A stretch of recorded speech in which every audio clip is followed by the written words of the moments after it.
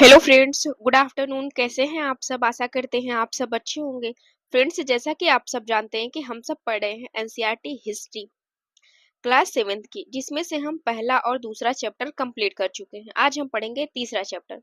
इस चैप्टर का नाम है दिल्ली 12वीं से 15वीं शताब्दी, यानी इस समय दिल्ली की क्या स्थिति थी। तो चलिए शुरू करते हैं। हमने अध्याय 2 में देखा कि बड़े कावेरी डेल्टा जैसे क्षेत्र बड़े राज्यों के केंद्र केंद्र बन गए थे। क्या आपने गौर किया कि अध्याय 2 में ऐसे ही राज्य का जिक्र नहीं है जिसकी राजधानी दिल्ली रही हो? जिसकी वजह यह है कि दिल्ली जो शहर बना वह 12वीं शताब्दी में ही बना।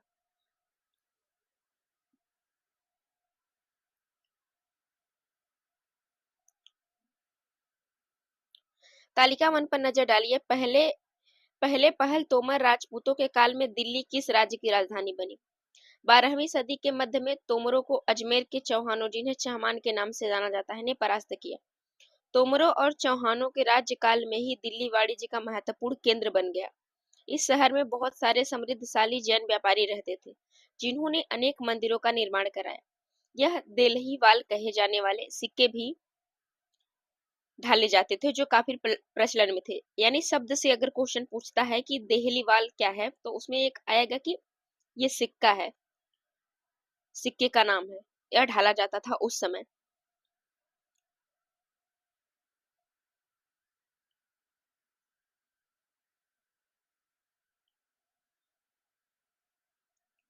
तेरहवीं सदी के आरंभ में दिल्ली सल्तनत की स्थापना हुई और इसके साथ दिल्ली ऐसी राजधानी में बदल गई जिसका नियंत्रण इस उपमहाद्वीप के बड़े क्षेत्र पर फैल गया था।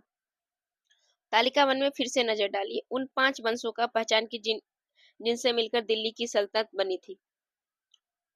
इसके इलाके को हम आज दिल्ली के नाम से जानते हैं। इन सुल्तानों के अनेक नगर बसाए। इसमें से देखिए, दिल्ली, ये कुन्हा, सिरी और जहांपना। यहाँ पे देखिए,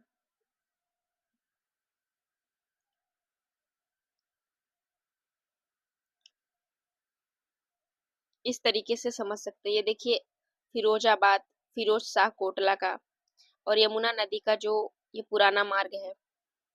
उसके बाद हौज खास, सिरी जहांपना, दिल्ली, ये कुन्हा, हौज सुल्तानी, कुतुब मीनार यहाँ पे देखिए है। उसके बाद तुगलकाबाद, आदिलाबाद, यह सब ये दिल्ली का ही पूरा मानचित्र है।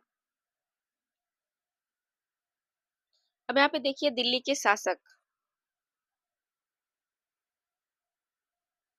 दिल्ली के शासक पहले था राजपूत वंश में। जैसे पहले था तोमर, आरंभिक 12वीं शताब्दी यानी 1165।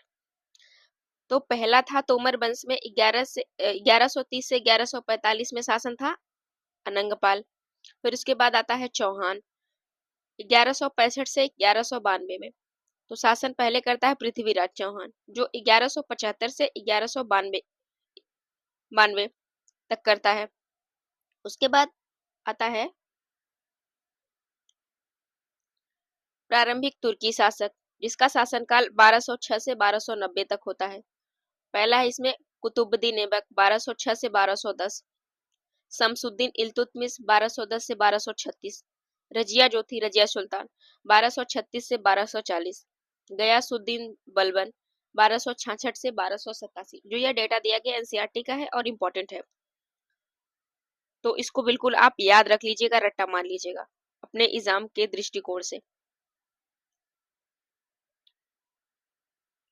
अब दूसरा आ जाते हैं खलजी वंश। इसे हम खिलजी वंश भी कहते हैं। इसका शासन चलता है 1290 से 1320 तक, जिसमें पहला शासन है जलालुद्दीन खलजी या खिलजी, तो 1290 से 1296। फिर अलाउद्दीन खिलजी, 1296 से 1316। अगला है तुगलक वंश। तुगलक वंश में 1320 से 1414 तक शासन किया। गयासुद्दीन तुगलक पहला 1320 से 1324 तक शासन किया। अब आता है मोहम्मद तुगलक। इसने 1324 से 1351 तक शासन किया। फिरोज शाह तुगलक आता है 1351 से 1388 तक। अब अगला वंश है सैयद वंश। सैयद वंश में 1414 से 1451 तक शासन किया। इसमें खिज्र खान ने 1414 से 1421 तक शासन किया। अब आता है लोदी वंश। लोदी वंश में आता है 1451 से 1526 तक इसने शासन किया। इसमें पहला है बहलोल लोदी, 1451 से 1489 तक शासन किया। अब इसके बाद हम देखते हैं सुल्तानों के अधीन दिल्ली।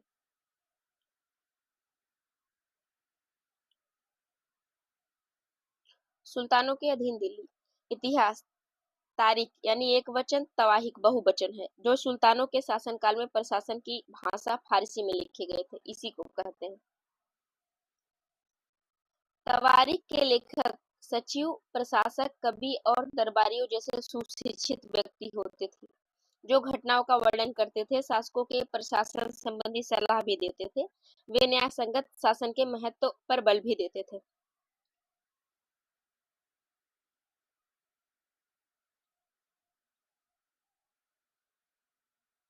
न्याय चक्र। 13वीं सदी के इतिहासकार फख्र ए मुदब्बिर ने लिखा था, राजा का काम सैनिकों के बिना नहीं चल सकता।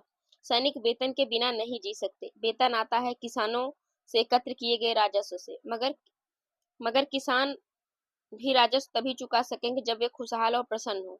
ऐसा तभी हो सकता है जब राजा न्याय और ईमानदार प्रशासन को बढ़ावा दे। यानी जो यहाँ पे कहने की बात यह है कि जैसे राजा का काम सैनिकों के बिना नहीं चल सकता, और सैनिक बिना वेतन के नहीं रह सकते, और वेतन कहाँ से आता है? जो किसानों से राजस्व वसूला जाता है। तो यहाँ पे कही गई, अगर किसान खुशहाल और उनका जीवन अच्छे से व्यतीत होगा, उनकी जो मांग होगी वो पूरी होगी, तो ही वो राजस्व दे पाएंगे। तो यहाँ पे तभी हो पाएगा यह संभव जब राजा न्याय और ईमानदार होगा, यानी न्याय भी करेगा अच्छे से और ईमानदारी पूर्वक करेगा, तभी ये संभव हो सकता है।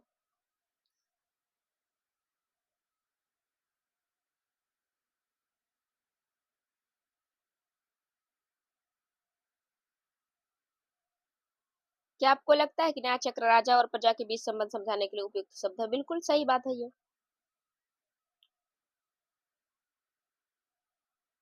जन्म सिद्ध अधिकार, जन्म के आधार पर विशेषाधिकार का दावा। उदाहरण के लिए लोग मानते हैं कि कुलीन व्यक्तियों को कुछ खास परिवारों में जन्म लेने के कारण शासन करने का अधिकार विरासत में मिलता है। तो यह पहले ऐसा था, लेकिन ऐसा माना नहीं जाना चाहिए। बिल्कुल गलत बात है ये। लिंग भेद। स्त्रियों तथा पुरुषों के बीच सामाजिक तथा शरीर रचना संबंधी अंतर। आमतौर पर यह तर्क दिया जाता है कि ऐसे अंतर के कारण पुरुष स्त्रियों की तुलना में श्रेष्ठ होते हैं।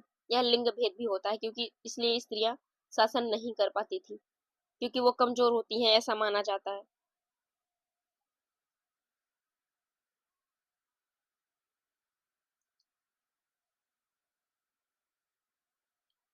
ये कुछ बातें ध्यान में रखें। तवारीख के लेखक नगरों में, विशेषकर दिल्ली में रहते थे। गांव में शायद ही कभी रहते होंगे। वे अक्सर अपने इतिहास सुल्तानों के लिए उसके ढेर सारे इनाम इकराम पाने की आशा में लिखा करते थे।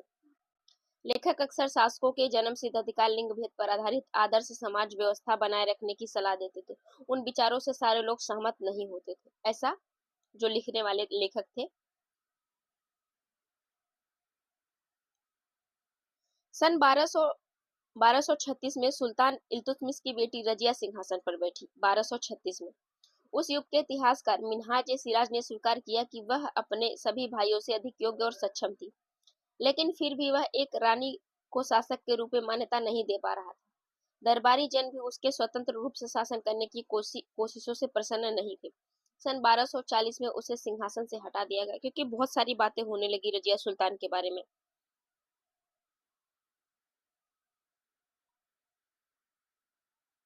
यहाँ पे देखिए क्या लिखा गया है उनके बारे में। रजिया के विषय में मिन्हाज के विचार। अन्य महत्वपूर्ण भारतीय शासकों ने क्या किया? मिन्हाज मिन्हाज ए सिराज का सोचना था कि ईश्वर ने जो आदर्श समाज व्यवस्था बनाई है, उसके अनुसार स्त्रियों को पुरुषों के अधीन होना चाहिए। इन्होंने लिखा है ऐसा। रानी का शासन इस व्यवस्था के विरुद्ध था, इसलिए वह पूछता है कि खुदा की रचना के खाते में उनका ब्यौरा चूंकि मर्दों की सूची में नहीं आता, इसलिए इतनी शानदार खूबियों से भी आखिर हासिल क्या हुआ? इन्होंने ऐसा प्रश्न पूछा। रजिया ने अपने अभिलेखों और सिक्कों पर अंकित करवाया कि वह सुल्तान इल्तुतमिश की बेटी थी। आधुनिक आंध्र प्रदेश की वारंगल क्षेत्र में किसी समय काकती वंश का राज्य था।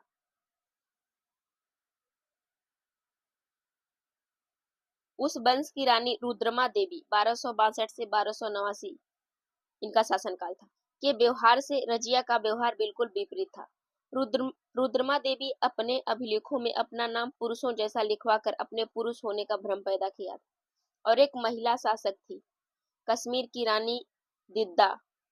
उनका शासन चला था 1980 से 103। उनका नाम दीदी यानी बड़ी बहन से निकला। जाहिर है कि प्रजा अपनी प्रिय रानी को यह स्नेह भरा संबोधन दिया होगा, यानी जिसे दिद्दा कहते हैं, दीदी। मिन्हाज के विचार अपने शब्दों में व्यक्त कीजिए। क्या आपको लगता है कि रजिया के विचार भी सही थे? आपके अनुसार स्त्री के लिए शासक बनना इतना कठिन क्यों था? यही लिंग भेद, क्योंकि स्त्री कमजोर होती है, वह अच्छे से कोई चीज नहीं कर सकती है।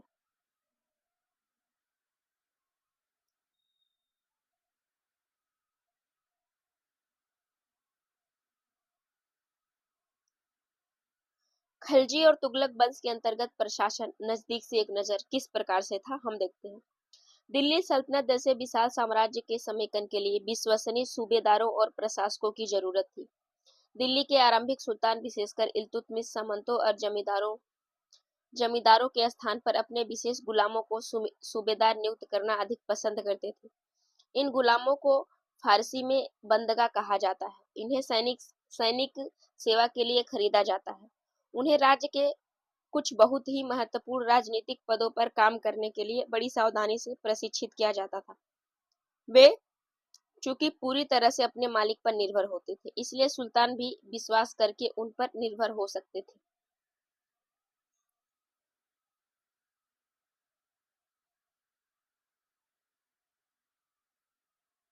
यहाँ पे देखिए, गुलामों को सर्वश्रेष्ठ माना गया है, बेटों से बढ़कर गुलाम थे।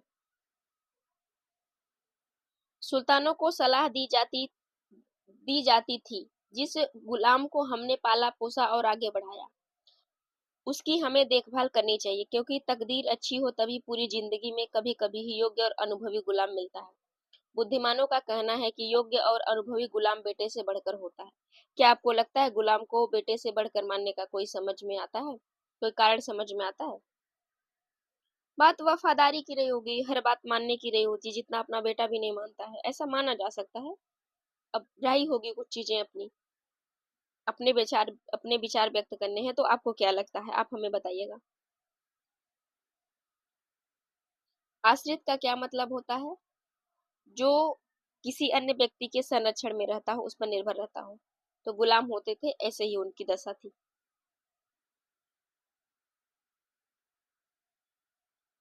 खलजी और तुगलक शासक बंदगा का इस्तेमाल करते रहे और साथ ही अपने आश्रित निम्न वर्ग के लोगों को भी ऊंचे राजनीतिक पदों पर बैठाते रहे।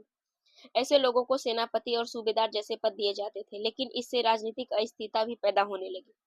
गुलाम और आश्रित अपने मालिकों और संरक्षकों के प्रति तो वफादार रहते थे, मगर उनके उत्तराधिकारियों के प्रति नहीं। सुल्तानों के अपने नौकर होते थे। फलस्वरूप किसी नए शासक के सिंहासन पर बैठते ही प्राय नए और पुराने सरदारों के बीच टकराहट शुरू हो जाती थी। सुल्तानों द्वारा निचले तबके के लोगों को संरक्षण दिए जाने के कारण उच्च वर्ग के कई लोगों को गहरा धक्का भी लगता था। आज भी लगता है। फारसी तवारीख के लेखकों ने निचले खानदान के लोगों को ऊंचे पदों पर बैठाने के लिए दिल्ली सुल्तानों की आलोचना भी की है।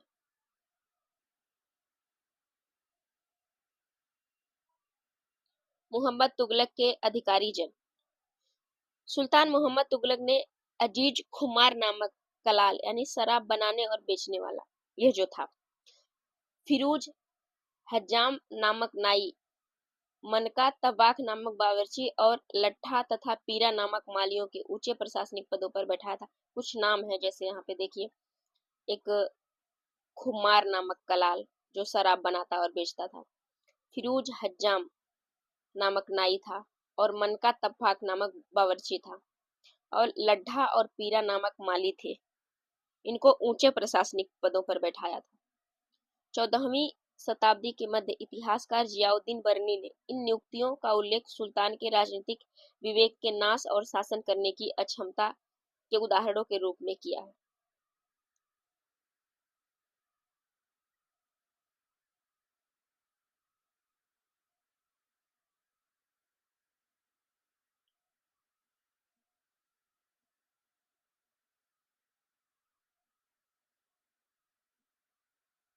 पहले वाले सुल्तानों की तरह ही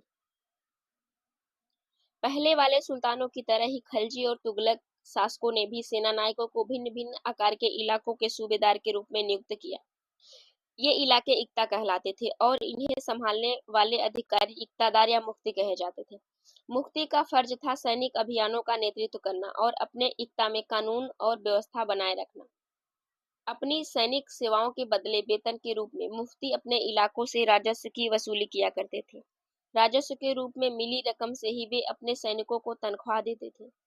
मुफ्ती लोगों पर काबू रखने का सबसे प्रभावी तरीका यह था कि उनका पद वंश परंपरा से न चले, उन्हें कोई भी इक्ता थोड़े थोड़े समय के लिए ही मिले, यानी उन पे उनका शासन मतलब एक अधिक समय तक न चले,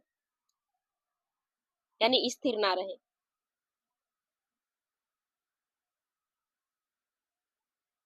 जिसके बाद उनका स्थानांतरण कर दिया जाए। सुल्तान अलाउद्दीन खलजी और मोहम्मद तुगलक के शासन में नौकरी के इन कठोर नियमों का बड़ी सख्ती से पालन होता था। मुफ्ती लोगों द्वारा एकत्र किए गए राजस्व की रकम का हिसाब लेने के लिए राज्य द्वारा लेखा अधिकारी नियुक्त किए जाते थे। इस बात का ध्यान रखा जाता था कि मुफ्ती राज्य द्वारा निर्धारित कर ही वसूले तथा संख्या के अनुसार सैनिक रखे। जब दिल्ली के सुल्तान शहरों से दूर आंतरिक इलाकों को भी अपने अधिकार क्षेत्र में ले आए तो उन्होंने भूमि के स्वामी सामंतों और अमीर जमींदारों को भी अपनी सत्ता के आगे झुकने को बाध्य कर दिया। अलाउद्दीन खलजी के शासन में भू राजस्व के निर्धारण वसूली के कार्य को राज्य अपने नियंत्रण में ले आया।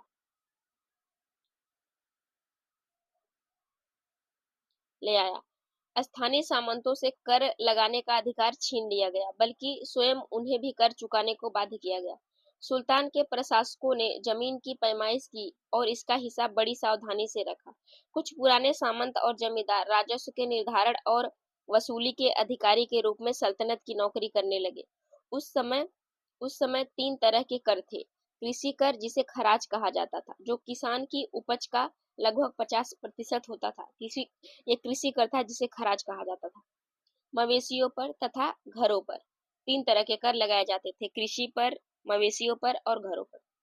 याद रखना जरूरी है कि इस उपमहाद्वीप का काफी बड़ा हिस्सा दिल्ली के सुल्तानों के अधिकार से बाहर ही था। दिल्ली से बंगाल जैसे सुदूर प्रांत का नियंत्रण कठिन था और दक्षिण भारत की विजय के तुरंत बाद ही पूरा क्षेत्र फिर से स्वतंत्र हो गया था। यहाँ तक कि गंगा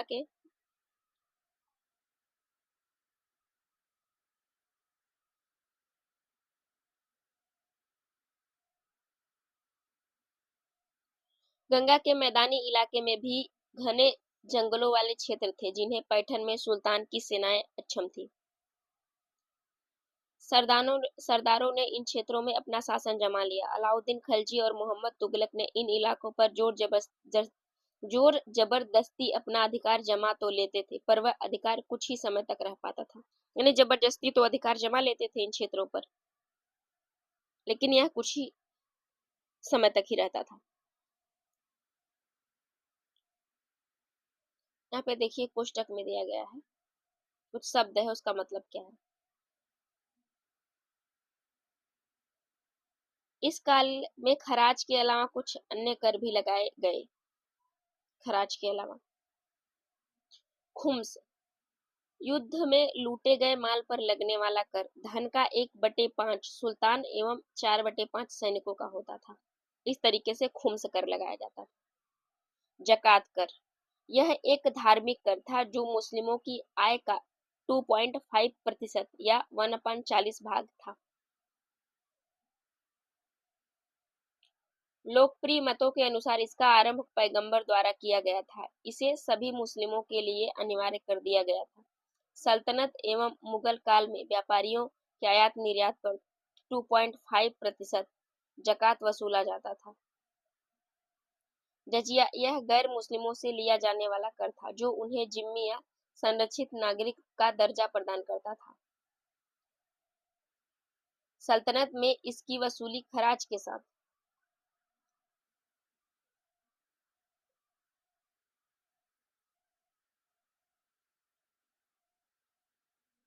की जाती थी, किंतु फिरोज शाह तुगलक ने जजिया को एक अलग कर के रूप में संग्रहित किया। इस तरीके से हम करों को देख लेते हैं। अब सरदार और उनके किलेबंदी के बारे में पढ़ते हैं।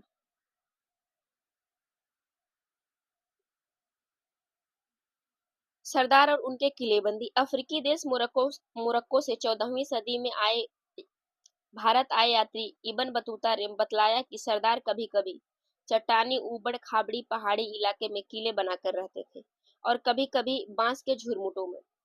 भारत में बांस पोला नहीं होता था, यह बहुत बड़ा होता था। इसके अलग अलग हिस्से आपस में इस तरह से गुथे होते हैं कि उन पर आग का भी असर नहीं होता। वे कुल मिलाकर बहुत ही मजबूत होते हैं। सरदार इन जंगलों में रहते हैं जो इनके लिए किले की प्राचीर का काम देते हैं। इन दीवार के घेरे में ही उनके मवेशी और फसल रहते थे।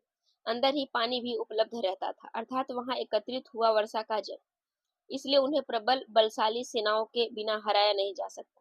ये सेनाएं जंगल में घुसकर खास तौर से तैयार किए गए औजारों से बासों को काट डालती हैं। तो राजा इस तरीके से रहते थे।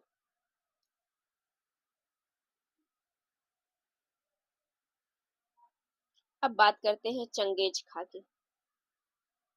चंगेज खा के नेतृत्व में मंगोलों ने 1219 में उत्तर पूर्वी ईरान में ट्रांस आक्सियाना आधुनिक उज्बेकिस्तान पर हमला किया। इसके शीघ्र बाद ही दिल्ली सल्तनत को उसका धावा झेलना पड़ा। अलाउद्दीन खिलजी और मोहम्मद तुगलक के शासन कालों के आरंभ में दिल्ली पर मंगोलों के धावे बढ़ गए। इससे मजबूर होकर दोनों ही सुल्तानों को एक विशाल अस्थायी सेना खड़ी करनी पड़ी। इतनी विशाल सेना को संभालना प्रशासन के लिए भारी चुनौती थी, क्योंकि पैसे की जरूरत थी।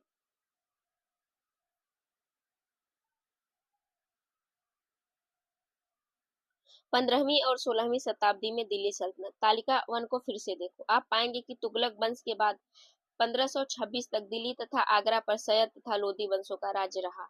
तब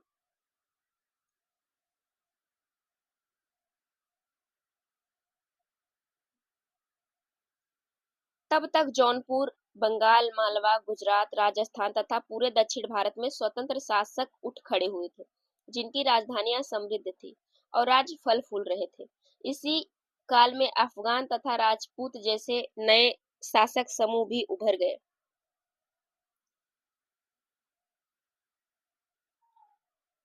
इस काल में स्थापित राज्यों में से कुछ छोटे थे पर शक्तिशाली थे। उनका शासन बहुत ही कुशल और सुव्यवस्थित तरीके से चल रहा था। शेर शाह सूर यानी सूरी 1540 से 1545 तक शासन किया। बिहार में अपने चाचा के एक छोटे बेटे से इलाके के प्रबंधक के रूप में काम शुरू किया था, जो शेर शाह सूरी था, और आगे चलकर इसने अपनी उन्नति की। मुगल सम्राट हुमायूं यानी 1530 से 1540, 1555 से 56 तक को चुनौती दी और परास्त किया हुमायूं को। शेर शाह ने दिल्ली पर अधिकार करके स्वयं अपना राजवंश स्थापित किया। सूरवंश के केवल 15 वर्ष यानी 1540 से 1555 शासन किया, लेकिन इसके प्रशासन ने अलाउद्दीन खिलजी वाले कई कई तरीकों को अपनाकर उन्हें भी चुस्त दुरुस्त कर दिया।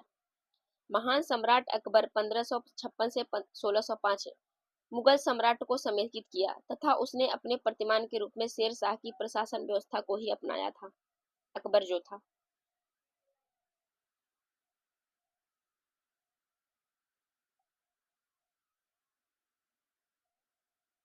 आप ये देखिए कुछ बीज शब्दों को हमने जाना, जिसमें से एकता के बारे में जाना, तारीख, गैरिसन, मंगोल, लिंग, खराज। तो यह चैप्टर काफी छोटा था। आशा करते हैं आपको समझ में आया होगा। अगर आपको हमारा सेशन आपको पसंद आया तो हमारे चैनल को सब्सक्राइब कर दीजिए। अगर नहीं पसंद आया तो डिसलाइक करके हमें कमेंट बॉक्स में जरूर बताइए कि आपको क्यों पसंद नहीं आया।